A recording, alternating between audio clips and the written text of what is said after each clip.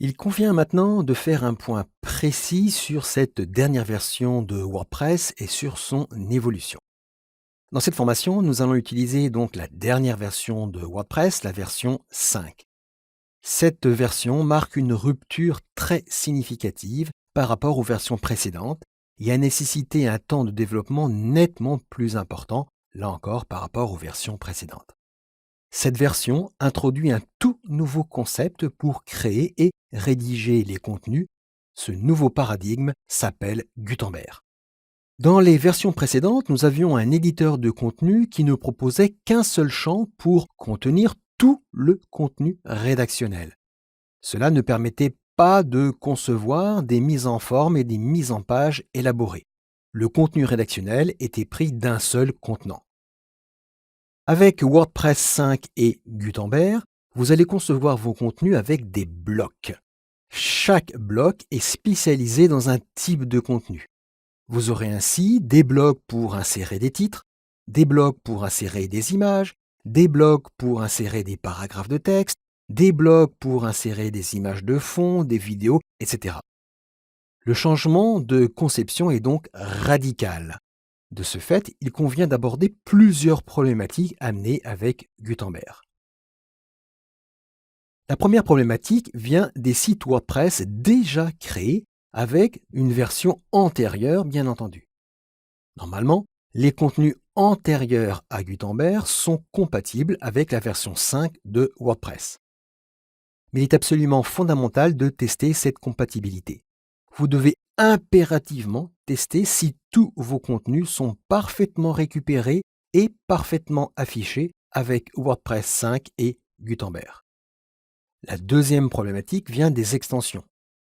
Comme nous l'avons déjà évoqué, il existe plusieurs centaines et centaines d'extensions pour WordPress. Et toutes les extensions déjà conçues ne sont pas forcément compatibles avec Gutenberg. Normalement, c'est aux développeurs des extensions de les mettre à jour, afin qu'elles soient compatibles avec WordPress 5 et Gutenberg. Mais c'est un processus qui est long et très technique. Il convient donc à nouveau de tester les extensions que vous avez déjà utilisées dans votre site, déjà créé, ou de tester les extensions que vous allez devoir utiliser dans votre nouveau site. Sur le même principe, la problématique des thèmes est similaire à ce que nous venons d'évoquer. À nouveau, vous devez tester si le thème utilisé est compatible avec WordPress 5 et Gutenberg.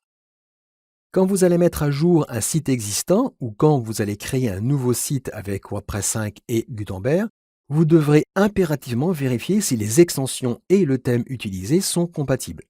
Et rassurez-vous, vous aurez ces informations dans les paramètres techniques des extensions et des thèmes au moment du choix de ceux-ci.